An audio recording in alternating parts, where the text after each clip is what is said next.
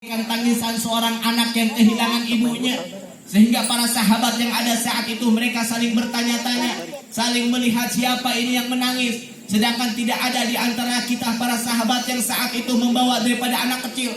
Tapi ini suara tangisan semakin menjadi-jadi didengar oleh semua yang hadir pada saat itu. Ketika tangisan makin merintih, ketika tangisan makin keras terdengar, Nabi kita Muhammad sallallahu alaihi wasallam turun dari mimbarnya. Apa yang dilakukan oleh Nabi Muhammad? Rasulullah turun dari mimbarnya, ternyata Nabi Muhammad mendatangi daripada pohon korma yang biasa dipakai untuk bersandar tersebut. Ternyata Nabi Muhammad mendatangi daripada pokok korma yang biasanya selama ini sebelumnya selalu dipakai oleh Rasulullah untuk bersandar ketika ingin menyampaikan daripada khutbah dan ceramah. Rasulullah turun, disamperin itu pohon korma, dipeluk sama Nabi Muhammad, sehingga semakin reda hingga terhenti daripada suara tangisan tersebut. Baru Rasulullah melanjutkan daripada khutbah Jumatnya hingga melaksanakan daripada sholat Jumat. Ketika selesai, Rasulullah mengetahui bahwa para sahabat yang hadir saat itu pasti bertanya-tanya, tangisan siapa itu tadi? Siapa yang menangis tadi dengan begitu dahsyatnya, sangat menyedihkan, luar biasa. Sehingga Rasulullah mengatakan, wahai para sahabatku, ketahuilah, sesungguhnya tadi yang kalian dengar itu adalah suara tangisan pohon korma yang telah dipindahkan karena dia merasa sedih. Karena dia merasa sedih tidak mau berpisah denganku, kata Nabi Muhammad SAW. Pohon korma yang sudah mati, tidak bisa tumbuh buah lagi, merasa kedahsyatan kesedihan yang luar biasa ketika harus berpisah dengan sang Nabi walaupun hanya beberapa meter saja. Merasakan kerinduan yang luar biasa. Ini pohon korma merintih, menangis, rindu dengan Nabi Muhammad. Dia mengatakan, selama ini Rasulullah kalau menyampaikan ceramah, Rasulullah kalau menyampaikan khutbahnya selalu bersandar kepadaku. Akan tetapi saat ini engkau telah memiliki mimbar yang baru ya Rasulullah, sehingga aku tidak bersentuhan lagi denganmu. Itu membuatku tersiksa wahai Rasulullah sallallahu alaihi wasallam. Sehingga dalam riwayat dikatakan oleh Rasulullah, apa kata Nabi Muhammad? Para sahabat, ketahuilah, seandainya aku tidak lakukan demikian, seandainya aku tidak datangi itu pohon korma, seandainya aku tidak peluk itu pohon korma, maka niscaya itu pohon korma akan menangis sampai hari kiamat nanti. Sallu ala Muhammad. Ini pohon korma memiliki kecintaan yang luar biasa, kerinduan yang luar biasa, sedangkan hanya berpisah jarak beberapa meter daripada Sayyidina Muhammad sallallahu alaihi wasallam. Lalu bagaimana dengan kita yang belum pernah memandang wajah Sayyidina Muhammad, yang belum pernah duduk bersama Sayyidina Muhammad? Apakah ada kerinduan dan cinta tersebut dalam hati kita untuk selalu senantiasa ingin bersama dengan Sayyidina Muhammad sallallahu alaihi wasallam? Maka dari itu hadirin wal hadirat rahimakumullah, dengan acara-acara seperti inilah, apapun acaranya, akikahkah, sunatkah, nikahkah, tasyakurankah, pindah rumahkah, atau apapun, pasti yang dibaca adalah maulidnya Sayyidina Muhammad sallallahu alaihi wasallam. Karena dengan maulid Allah turunkan rahmat dalam perkumpulan maulid tersebut. Karena dengan salawat Allah turunkan keberkahan dan kebaikan dalam perkumpulan orang-orang yang membaca salawat kepada Sayyidina Muhammad sallallahu alaihi wasallam. Karena ini adalah salah satu anjurannya Sayyidina Muhammad.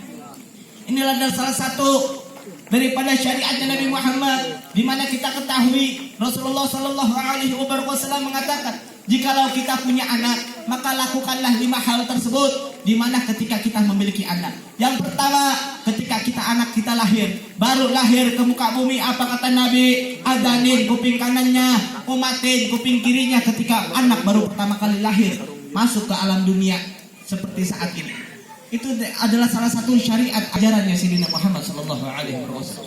Kalau kita punya anak baru lahir, jangan langsung digendong-gendong dulu, jangan langsung dinyanyi-nyanyiin, tapi langsung diadanin kuping kanannya dan juga dikomatin kuping kirinya.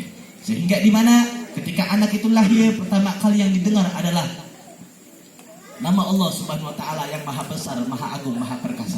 Sebagaimana saya punya pengalaman, ada salah satu kami punya sahabat, ada salah satu kami punya teman.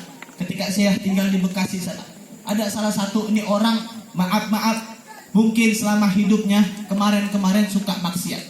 Bahkan dia sempat dijulukin salah satu premannya Pasar Bantar Gebang. Tahu Pasar Bantar Gebang? Pasar Bantar Gebang tahu? Tahu. Dia salah satu premannya di sana. Ketika dia punya anak, istrinya ngelahirin, divonis sama dokter anaknya meninggal dunia. Udah lahir divonis sama dokter, anaknya meninggal dunia. Ketika anaknya meninggal dunia, dia merasa sedih, merasa sakit hati luar biasa. Kenapa?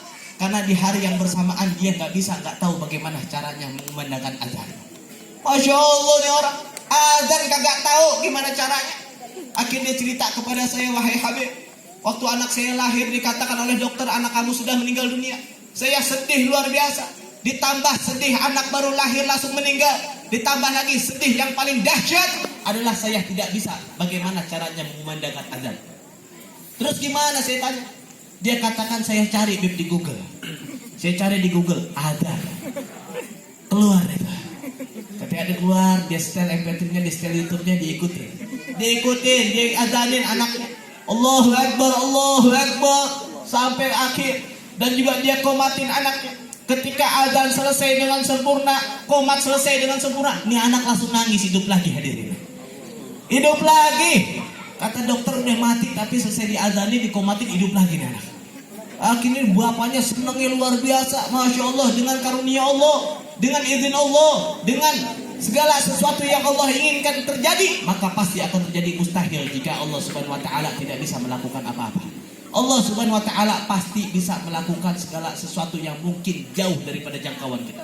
Kita hanya makhluk yang lemah. Makanya Habib Abdullah bin Ali Al-Haddad Al-Burati beliau mengatakan, bagaimana aku akan berputus asa dengan segala keinginanku sedangkan aku punya Tuhan, aku punya Allah yang maha mampu memberikan segala sesuatu. Makanya jangan pernah putus asa dari rahmat Allah, jangan pernah putus asa dari kasih sayang Allah, jangan pernah putus asa daripada kekuasaannya Allah Subhanahu wa Ta'ala. Mustahil jikalau saat ini mungkin kehidupan kita sulit, kalau Allah pengen pulang dari tempat ini, insya Allah kedepannya kehidupan kita menjadi lampang dan gampang. Dan kalian yang sombong-sombong, jikalau kalian mungkin saat ini banyak harta, itu adalah titipan dari Allah Subhanahu wa Ta'ala. Allah Subhanahu wa Ta'ala memberikan amanah kepada anda dengan berupa harta, bukan anda untuk berlaku semena-mena, bukan anda berlaku untuk sombong, akan tetapi Allah menitipkan, Allah Subhanahu wa Ta'ala mengamanahkan kepada anda harta untuk melihat bagaimana kondisi tetangga anda. Lihatlah kiri kanan anda, mungkin banyak anak yatim, mungkin banyak fakir miskin yang perlu dibiayai, diberikan makan, yang dimana Allah Subhanahu wa Ta'ala menitipkan rezekinya kepada kita. Ini akhirnya ini orang merasa senang, gembira luar biasa. Akhirnya ketika dia gembira, dia ingin bertobat hadir. Dia ingin bertobat, dia datang, Habib saya pengen ngaji, Habib saya pengen sholat. Saya tanya, kenapa? Kenapa ini tumben-tumben? Saya perhatiin soalnya ini taubatnya agak aneh nih. Taubatnya agak aneh. Jadi ada dua jamaah saya, habis nginep di rumah saya pagi-pagi bawa motor Vespa, bawa bas hadro. Habis nginep bawa bas hadro, Vespanya mogok lagi. Vespanya mogok, dorong-dorong Vespa, bawa bas hadro. Dikejar-kejar sama nih orang. Ini orang kagak pakai baju, celana pendek, tatoan, badan hitam. Wah, serem luar biasa, dikejar-kejar, dipanggil-panggil. "Oi, bang, sangkanya mau palakin hadir." Disangkanya mau dipalakin. Waduh, ini ngapa nih kita dikejar-kejar? Akhirnya teman saya lari, dia lari. Sama-sama lari nih, taunya ngasih tahu saya pengen tobat. Akhirnya dia menceritakan ini. Inilah salah satu syariat Nabi Muhammad. Ketika kita punya anak baru lahir, azanin kuping kanannya, komatin kuping kirinya. Lalu yang kedua adalah tahnik. Tahu tahnik? Tahu tahnik? Tahnik tahu nggak tahnik? Hah? Singkong parut kepel-kepel, goreng. Tahnik itu adalah imunisasi cara Nabi Muhammad. Kalau kita punya anak, bawa ke orang soleh, bawa ke kiai, bawa ke ustaz, bawa ke habib yang kita yakini orang soleh, datang kepada beliau, bawa buah, minta ditahnik. Tahnik itu adalah ketika kita bawa buah, biasanya kurma, lebih bagus kurma. Kalau nggak madu juga nggak apa-apa. Nanti itu kurma dimakan sama orang soleh tersebut, sama kiai tersebut, dikunyah-kunyah sampai halus. Setelah halus, nanti kurmanya dimasukin ke dalam mulut anak kita. Itu cara imunisasinya Nabi Muhammad. Maksudnya biar apa? Biar air liurnya orang soleh bergabung dengan air liurnya anak kita, sehingga anak